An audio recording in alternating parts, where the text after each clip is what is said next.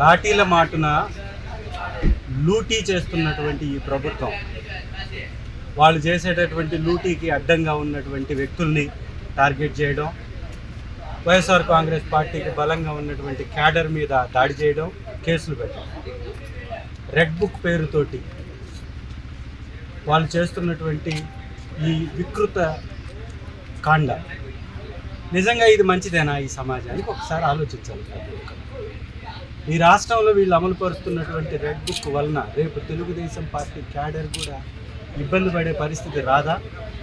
ఇవాళ మీరు చేస్తున్నటువంటి ఈ దగాకాండ, దుర్మార్గం ఈ సమాజంలో అసమానతలకి, ఈ సమాజంలో వ్యతిరేకతలకి తావివ్వదా? నిజంగా ఇలాంటి పరిపాలన ఈ దేశంలో ఎక్కడన్నా కొనసాగుతుందా? గతంలో బీహార్లో ఇలాంటి మాటలు వినేవాళ్ళం. ఇవాళ బీహార్ బ్రహ్మాండంగా ఏపీ రాష్ట్రాన్ని తలదన్నేలాగా పెట్టుబడులు సాధించింది. చంద్రబాబు నాయుడు గారి దగ్గర ఎంపీలు ఉండి కూడా పెట్టుబడులు సాధించలేకపోతే బీహార్ రాష్ట్రం అత్యధిక పెట్టుబడులు సాధించింది. సో వారే దాడుల నుంచి బయటకు వచ్చేసి ఒక మంచి పరిపాలన అందించి సుపరిపాలన ద్వారా రాష్ట్రాన్ని అభివృద్ధి చేస్తుంటే కక్షలనే కర్తవ్యాలుగా, కక్షలు తీర్చుకోవడానికే ఈ కూటమి ప్రభుత్వంలో అధికారంలోకి వచ్చినట్టుగా వల్లభనేని వంశీ గారిని అరెస్ట్ చేసి సునకానందం పొందుతుంది. ఇది మంచి పద్ధతేనా?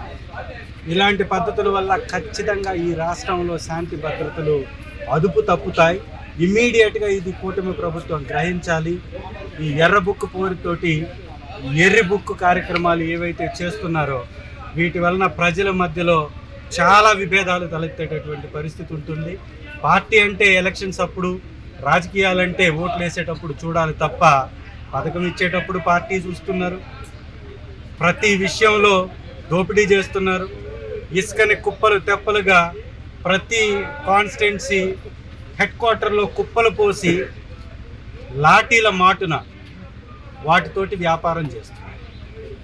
పోలీసుల్ని వాళ్ళ జేబు వ్యవస్థకు సంబంధించిన వ్యక్తులుగా మార్చుకోవటం అనేది ఇది సమాజానికి చేటు చేసేటటువంటి అంశం. దీన్ని ఇమీడియట్గా తెలుగుదేశం పార్టీ కూటమి ప్రభుత్వం విరమించుకోవాలి. ఇలాంటి కార్యక్రమాల వలన వాళ్ళ పరపతి మసకబారుతుంది. ఇది వాళ్ళు గ్రహించాలి.